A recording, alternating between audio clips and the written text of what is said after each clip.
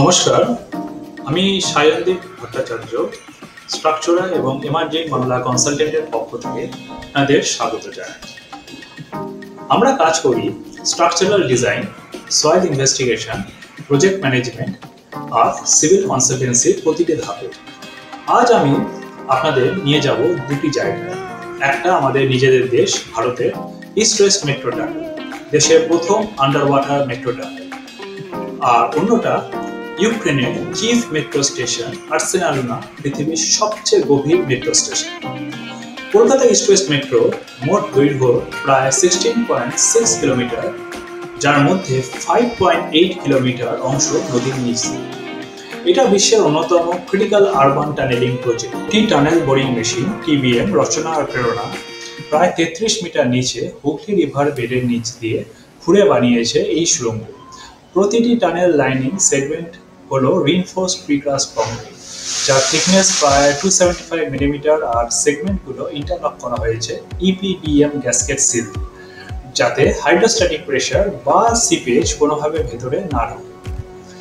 হুগলি নদীর নিচে মাটি হলো silty clay mixed with fine sand, যেখানে গ্রাউন্ড ওয়াটারের প্রেসার 4 বারেরও বেশি। এই চাপে স্টেবিলিটি বজায় রাখতে টিবিএম এ ব্যবহার করা হয়েছে আর্থ প্রেসার ব্যালেন্স ইপিবি মোড।